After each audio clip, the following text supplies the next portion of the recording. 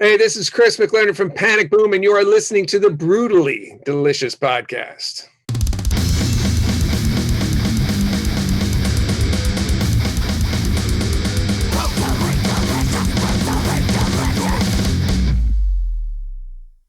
Yeah, so now that the single Revolution is out, how do you feel about it, and are you satisfied with the outcome? Feel good about it, satisfied with the outcome for sure. The thing I'm amazed most is that Randy wrote the lyrics 25 years ago and didn't change a word, and they're still relevant. They don't feel like a time capsule. Right. So they still feel fresh and still. Yeah. Which, because, I mean, not everything ages well. And you wonder if just because you think it's cool at the time, there's stuff, let's pick anything else from let's say we did all that writing pretty much in 96, 95. If you pluck 10 songs from that era, how many still sound okay, modern? They sound like they fit now. And how many like, whoa, that's got a timestamp on it. So that didn't happen here. Did you when you were putting this together, are you taking any more from the back catalog, or are you just all writing new stuff going forward from here? I'd say it's about half and half. The stuff we felt strongly about from the first half, we're keeping, and reworking a few, but I'd say that we got a lot. But what's going to go on the record is, I think, about 11. So I'd say five are new and five are old. I assume you were writing these tunes during the last couple of years and all the shit we've all been going through.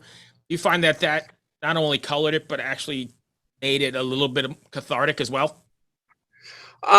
Yeah, I think the catharsis was good, especially for, let's go back to Randy, who hadn't been singing. Randy was, I would follow him on Instagram, and he was, doing stuff for GoPro and riding mountain bikes and surfing and snowboarding and doing stuff. He wasn't anywhere near a microphone. So when Phil suggested we do this, I was like, well, is Randy singing? And so Phil got a hold of Randy. He was like, I haven't been singing, but I'll give it a shot. And it was great. So certainly cathartic for him. For me, I think, and everybody else, it was a matter of relief and satisfaction that we were able to resolve where the band had started and really kind of give it a nice final polish. Because in 96, all we had was basically our demos. Which are of varying quality, because demos are scratch pads. It's demonstration. That's what they're short for. So some of them sound like, here, picture this, and some are much clearer. So the ones that I like the most are the ones watching go through the transformation. The music business has changed quite a bit since you've been in this quite a long time now, since the 90s. What's it like trying to release new music, even a record, in this new, I guess, reinvented music climate? A lot of it's much easier. Like, for example, in our case, we got 5 guys who are spread out all over the country, but we can record our parts and send them to each other via the net, edit. Let's say I have an idea and I go, hey man, what about this? And I chop it up, because you can edit it like a Word document and send the audio back, and Phil will go, oh yeah, okay, cool, that's right. Can you do this? And I can change something. So that's fantastic. And you can release the stuff yourself. Whereas in the old days, if you were on a major and you were going to release an album, pretty much you were a regional star. So that meant you had X amount of fans, and you could release probably a single that was on vinyl. Certainly, if you were really killing, you could do a record. Now, complete opposite. My son's band, he's 21. He's already put out his first record, and it's vinyl. Digital download. I don't know if they're doing CDs, but they're going to do cassettes, which I think is hilarious. Yeah. Could not have done that in 1996. Easily, as easy as it is now. The flip side is the market is saturated. Yes. The bar to entry is it's on the floor. It's easy to get stuff out there. Anybody can get something on Spotify, whereas the old days, to get signed to a major was an accomplishment. It really was. There was a definite caste system to getting that stuff done. And good or bad. Yeah, and I think, though, that you sacrifice as well. It's a give and take, because you don't have the full release. I mean, everybody wants content and they want to consume it in 3-minute increments like a single a month or a single every 6 weeks, and you got to be, as a musician or an artist, you got to be constantly in that fray of putting new stuff out. Otherwise, you get, like you just said, lost in that massive crowd. Right. It's much more like the 50s and 60s model, where you single, maybe EP, or single, then you do a record. But the ability to record an album and release it was based on your success as a singles artist, you know. So that's definitely changed. But the writing process, like when we do it, typically you get everyone in the room and come up with a lump of songs. Do it all at once, and then put those lumps of songs out all at once. So the cool part is you have a level of uniformity generally to the approach. The cool part about doing singles and bits and pieces are you can kind of mold one to each release. However, you might get something really wacky when you go from track 1 to track 8. So we're trying to keep it like, okay, everything stays what's kind of in this frame, but not totally constrained, like, you know, like a Ramones record where it's like 3-4 instruments and that's it. Right. And we talk about this a lot on the show too. I think something is also lost in the sequencing is an art, right? I mean, you took those songs and I mean, you spent lots of time figuring out the mood of the record and the ebbs and flows, and you don't get that at all now, right? You just get, here's my 4-minute video. Here's the one I thought of first, and then here's the one I thought of second. And they don't necessarily go together. It might be the you know, you come up with a love song first. The whole album's going to be love. I mean, you know, looking at your shirt, let's take Van Halen for an example. They brought back Ted Templeman. There you go. They brought Ted Templeman back on, I think it was either Balance or for Unlawful, and he did the sequencing. Ted did the sequencing. Okay. So you are dead right. It's an important skill. Imagine like Queen's Night at the Opera, just, you know, throw the tracks up in the air, you know, hit shuffle and play it. You're gonna be like, what is going on here? You know, the whole mood of so many records that I can think of would drastically change if you did anything like that. So I think that's sort of missing in, you know, I have kids your son's age as well, and I think it's missing. And I don't know if it's good totally or bad. It's just, you know, how I grew up, I guess, and kind of nostalgia for it. Oh, totally builds the mood. And in those days as well, and this is what I'm trying to do, at least with the sequencing on the Boom record, is I'm picturing it like a record where you get halfway and then you change the mood again. So you start boom out of the gate, and then you kind of do this and then bring it kind of down a little bit, or maybe like crazy, stop, start again, do some sort of pattern again, and then end on a banger, you know? That's interesting. When you guys, when you're writing, are you writing like the way the songs are going to come across on stage in front of a crowd, or are you writing a song just for the song's sake? Song for the song's sake, because you figure 9 times out of 10, someone's going to hear the song before they'd ever see the band. Gotcha. But you're not worried about like how certain parts are going to come across, like this would be a good spot for a breakdown or a jump or whatever. I think that kind of comes naturally once you start writing. So that's a good question in the sense that maybe that's so ingrained in our writing process, meaning the physical aspect of it, of what you would be doing at that time. Yeah. I mean, I know, just speaking selfishly, that I will modify bass parts around my vocal.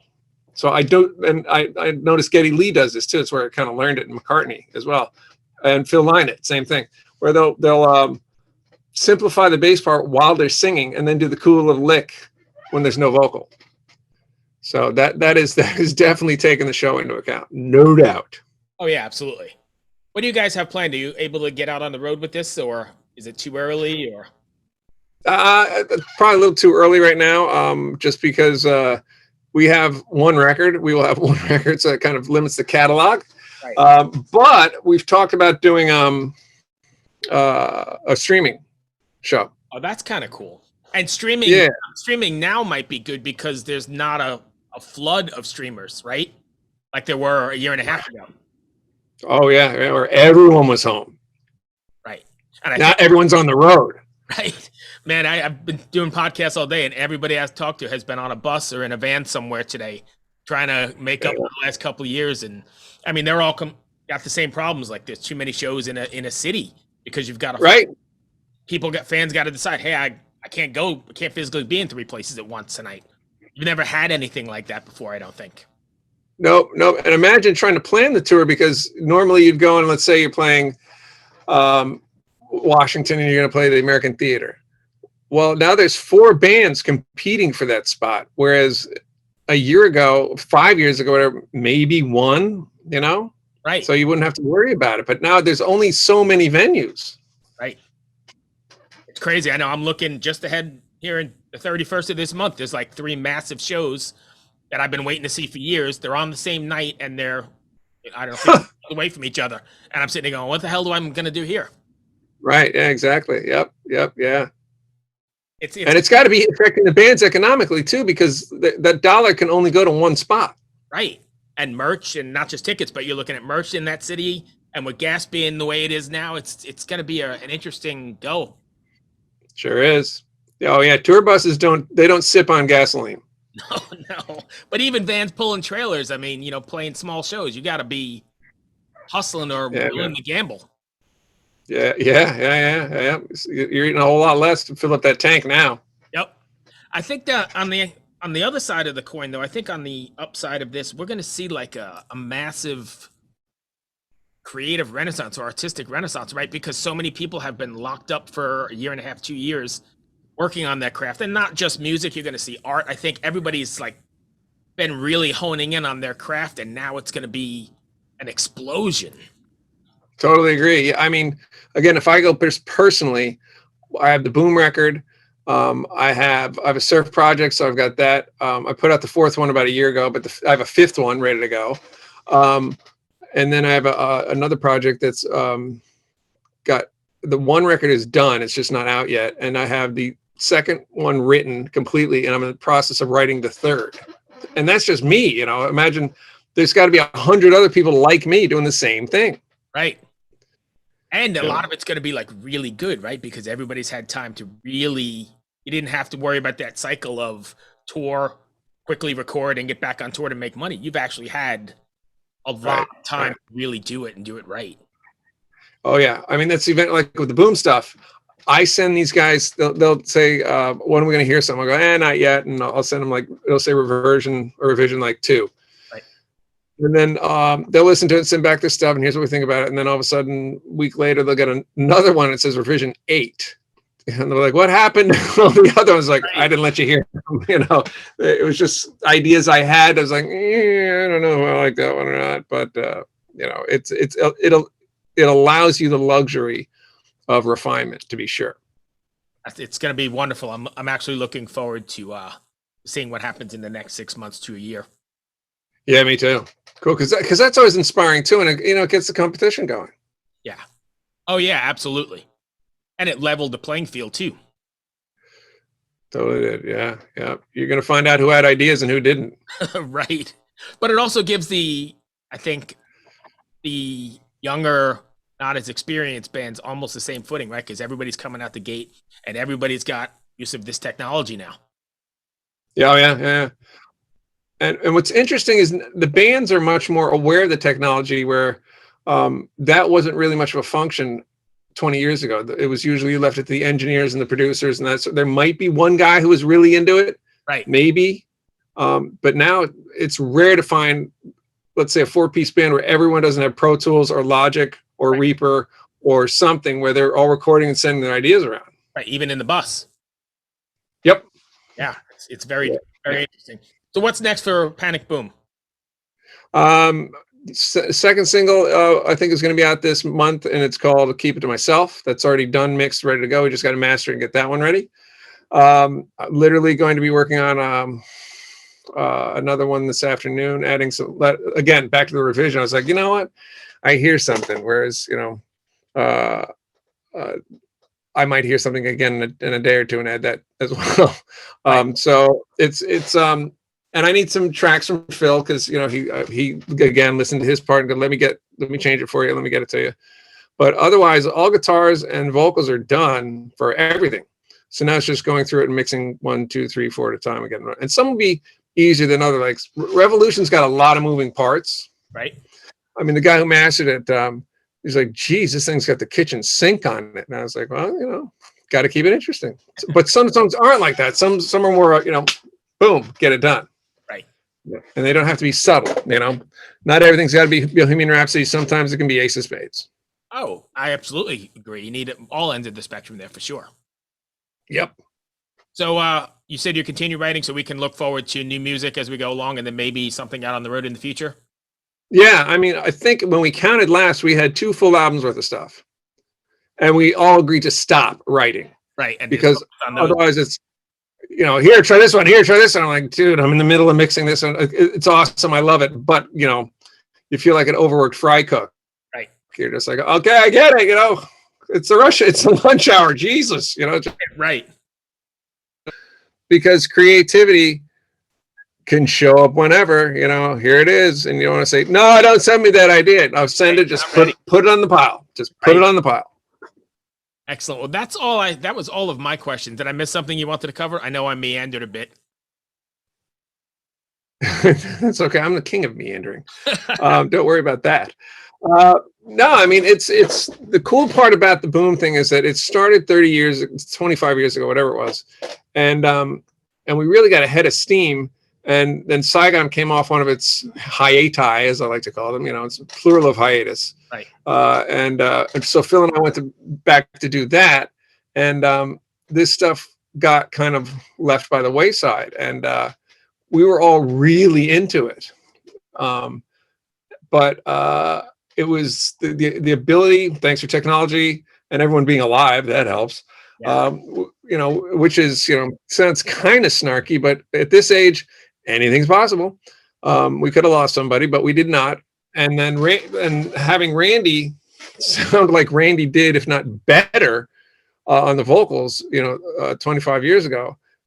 It's so much fun to pick it right back up and just like, it's like taking the pause button and going dink and just starting right where we left off. I mean, everything just boom, moving. It's cool. It's really cool. I know I said I had no more, but you just brought up something.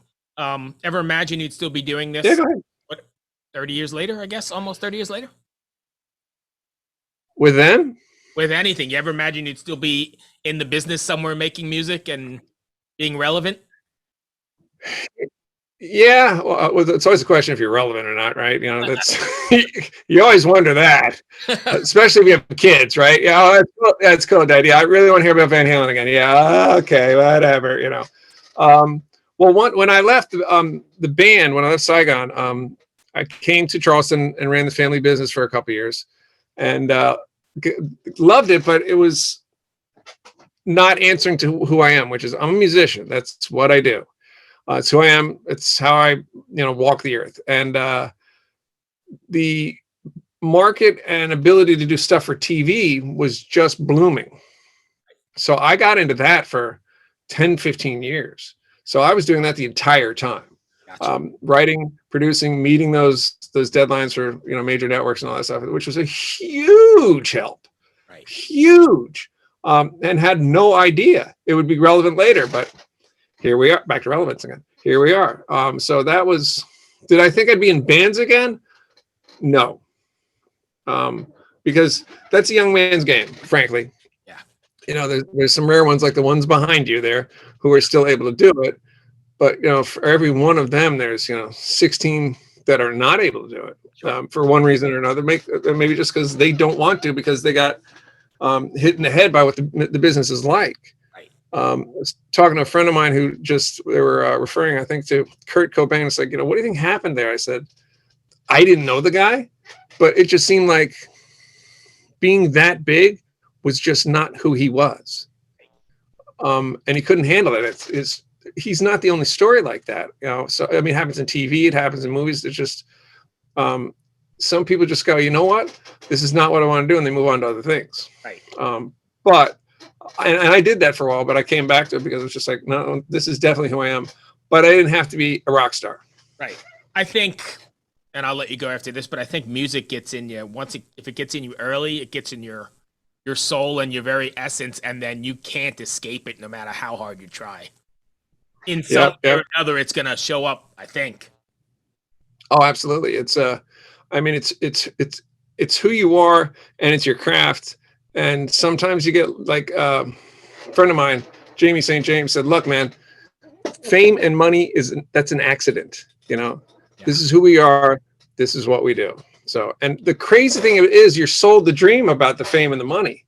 Right. And you see your peers, some of them hit it, you know, and you're just like, good God. And sometimes it hits you, but it can be fleeting too. You know, just like, it's like fashion, like whoop, you're out of there. And that can be tough to take too. So you ask yourself that question, well, am I in it for the fame and the money? And sometimes, yeah, that's sure, why not? But sometimes it's nope. You know, I'm at the gym and I'm thinking, well, that's a cool riff. You know, I start playing it and thinking, that's you're stuck, man. Yep, that's in your DNA. You're not getting that one out. Yep. Well, that's all I've got, my friend. I appreciate you taking the time, and sorry about the whatever kind of glitch we had, but I'm glad we made it work. No problem at all. Thanks for having me. Thank you, my friend. I appreciate your time. Good luck with Absolutely. Good luck with the next portion here, or the next part of the road, and we'll talk to you soon. Good. Thank you, sir. Have a good one. You too.